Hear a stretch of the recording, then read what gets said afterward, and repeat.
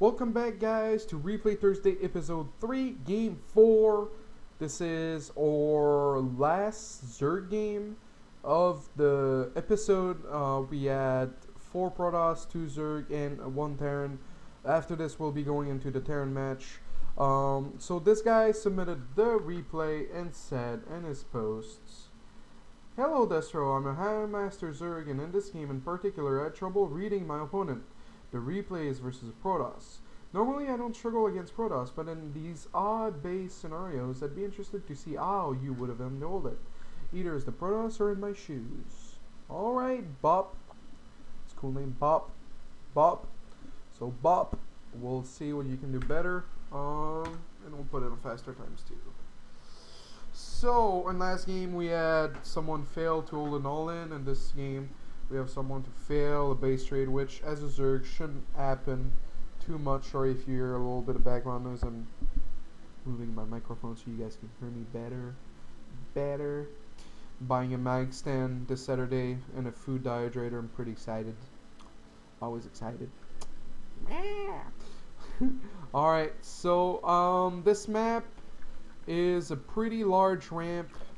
I'm a big fan of 14 pool, simply because you can run 4 or 6 lanes, and yeah, you have a few micro your drones a little better. I think you can get that pool at 155, but because your drones are bouncing and it's good to try to micro them. But yeah, you can try to because what?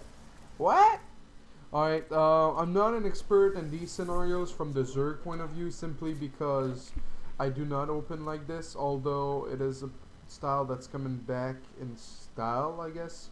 So let's see, maybe we're both gonna learn from your replay, right? That'll be, when you see Zot like this, or when you don't see a wall like that, I think, well, no, I guess you're not playing with fire. But you could be, like, you don't know if he's gonna open, like, well, I guess he wouldn't have the money to open core gas and have a stalker to kill that, that overlord. But, the issue with an opening like this is you somehow have to, delay your third a little bit, to make sure you don't die. But yeah, grabbing the gas and getting speed link quickly is a really nice response. It's gonna allow you to have map control and not let probes roam free and set up pylons. Like the main issue with what he's doing is that usually there will be some gateway push or a fake gateway push, and you'll have to cut, and they'll be able to come back into like the lead, or they'll grab the lead because like you made like a lot of not drones. Like right now is a perfect example. You know, he's even on workers even though his expand was delayed. I'm not a big fan of his wall, but focusing on you, killing the rocks, that's good for if he grabs the third. 27 minutes, so I assume he will. So I like the move of grabbing the third, although I would have liked you to not suicide that overlord. And I mean, so as a Zerg, you have to poke in with an overlord and see what's in the main, and then if you see what's in the main, you could have seen the robo, but that was very brief. So you're spreading some creep. You're getting a roach warrant in case it's a push. You're getting okay, I see. So you're preparing to like do a roach max or just defend with roaches. But now you're grabbing all your gases and going into you're taking more. So yeah, you had a hard read, but you saw like this little building right here. Usually like this is the perfect positioning of a robo, like here. So you don't want it like in back of your main where like it's gonna take forever to rally in, right? So so basically versus Zerg, you need like an overlord here and poke in, and you always need an overlord here or here, because you need to know about those gases. Those gases are just grabbed now, but you still need to know so you can read better. So you said you had trouble with reading. I'm giving you little tips. Here or here for the gas is really important, and then one OV that pokes in either from here, so you had like one OV here and here, or from here. Alright, going back into it, you're playing Roach Max. I really like this. It's on hold position. I really like that. But I feel like I feel like you didn't get any signs of an immortal Central in, but like you need to see more. Like you need to see more. I feel like you should maybe make an overseer and scout. Like you had a really early layer, get an overseer scout, because if it's a lot of gates and it's immortal Central in, and then your army composition is good. But if it is what he's doing, which is grabbing a third, then I would much rather you have infestors and you grab extra gases. So you could, well, yeah, you actually canceled that one. And you're actually like really down on workers. Whoa. I pressed the wrong button there on my keyboard. Alright. So you're like really down on workers now. You're droning again. Now you're supply block. But yeah, like I said, I'd rather you have like some infestors and grab the gas. Well, yeah, it just comes down to scouting, man. Get an overseer, have better, because like if it's an immortal Central, then usually they'll grab like a third gas or 4 gas more quickly. So, well, yeah, I guess this guy will go for that. But yeah, so like right now you're getting like Overlord sack, which I really disagree. Like if he's gonna do an immortal Central and it's gonna be this late, you can get like a couple infestors and crush this so easily. So I like that you're killing the rocks in case you want to go for base trade or something like that. So you're getting maxed. You don't have too many workers, so you're playing well right now. It's gonna be unfortunate. You said that you had trouble with base trades. It looks like you want to play the base trade. If you want to play the base trade like that and do OV drop, like he still hasn't grabbed a third, right? So so he's all in. I don't agree with this base, and I feel like, oh, alright, I missed a big part of that. But you didn't lose your drone, so it's okay. But that took you forever to make an overseer. But what I was gonna say is, if you think it's gonna turn into a base trade, like he doesn't have a third, I've had people started making Nidus versus me and making Nidus in my main, and that just does it, man. That just does it, because you're killing my main, you leave me with no production, no nothing, and then you come back with a Nidus. No, the single DT, no, the overseer, no. Oh, sick. So see, that base ended up being pretty worthless. Alright, mass spines and the Nidus. Alright, so I wish the Nidus would have been made a little sooner. Since he didn't have a third, so it was obvious that it was gonna turn into a base trade. Oh, you didn't make an overseer, man. You didn't make a no. Oh no, you have an overseer. Alright. Alright, so he's getting up the ramp. Transfuses not. There was no transfuse, and look at all your drones, man.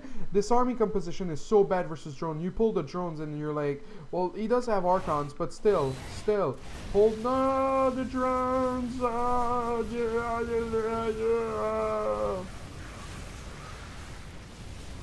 I feel like you pull the drones right here, and you don't let him. Although, did he have an observer?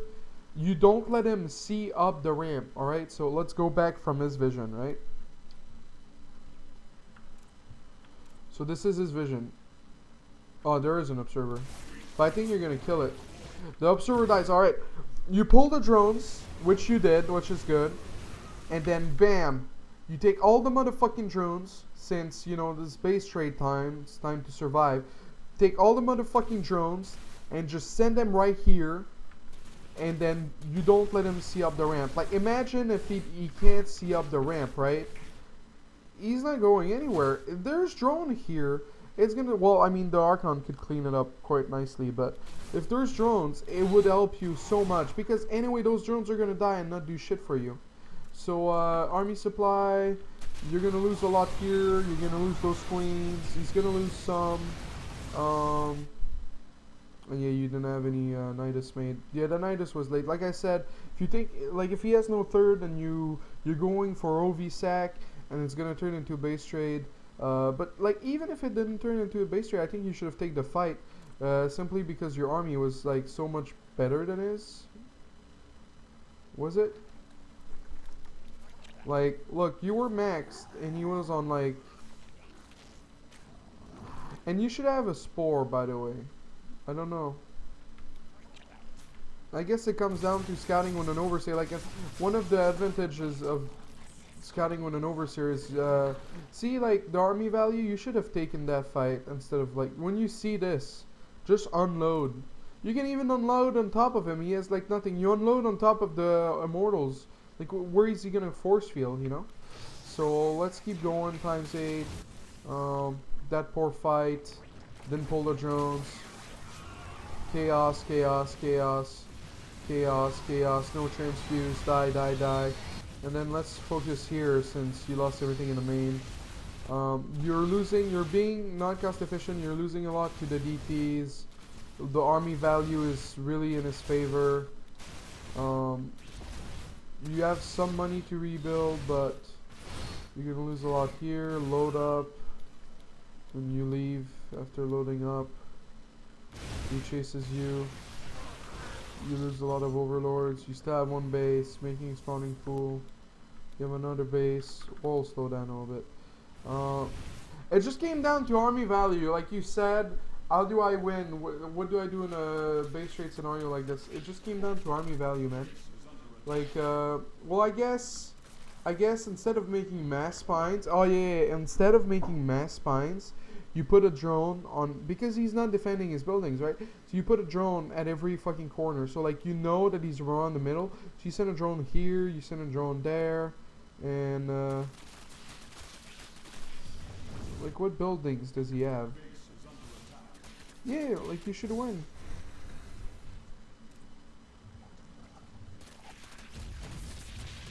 Load up an overlord. Well, I guess you made those spines a bit too early, maybe. This game's pretty interesting. This is pretty cool. But yeah, you could have like won here, or just won without dropping, going for a base trade. Like, you weren't so out of position. He was here and you were there. You can like flank with a Obi drop, you know. I hope you pull the drones. Like, that's the thing. Like, immortals, sure, they two-shot workers, but that's 2 shots. Like that, and then your army gets to do more damage.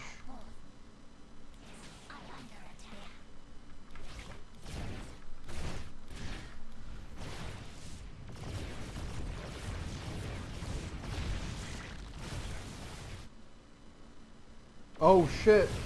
Yeah, he had a lot left. Oh, he's gonna go from the side. Yeah, I mean, you pull drones and you can kill this, and then you have a mining base versus none. Like this, no!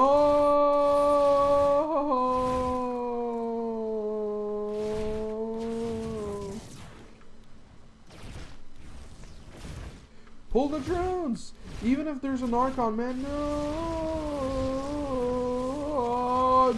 And you en route! You are, man. Alright. Alright, so you had a mining base.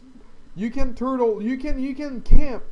You can camp like there an hour and you have a mining base. Like, that's what you have to keep in mind. Alright, I forgot you have that base. Alright, take up the ramp. Don't let him see up the ramp. Don't let him get up the ramp. Fucking pull the drones if you have to. Fucking do it. I believe in you. This is your time to shine. This is your time to shine. Put this on no position. Don't let him up there. Ah, no! Pull the drones. Pull the drones. Pull back. No, there's no drones. Pull. There's no drones. Pull. I focus the immortal. Alright, now pull the drones. Now pull the drones.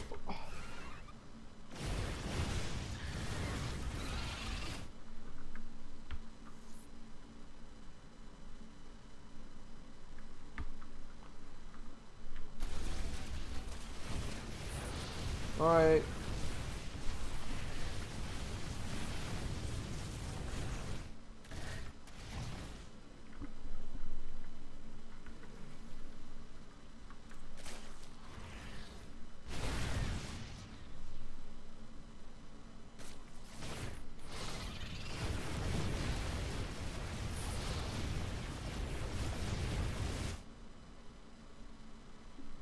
Apparently he didn't GG because because his building died before he could. But you didn't have to go base trade. And like one thing you really need to learn is that your drones are a powerful weapon, which makes range Protoss units suck a lot. Since we have a lot of burst and like wasting DPS on drones sucks and everything. So really pull your drones and you would have won that game. Don't go for base trade, you would have won that game. If you think it's a base trade and make it earlier Nidus, you would have won that game. So thank you a lot, Bob, for submitting this replay. Hopefully you learned, hopefully it was helpful. And after this, we'll be going with a Master TVP replay.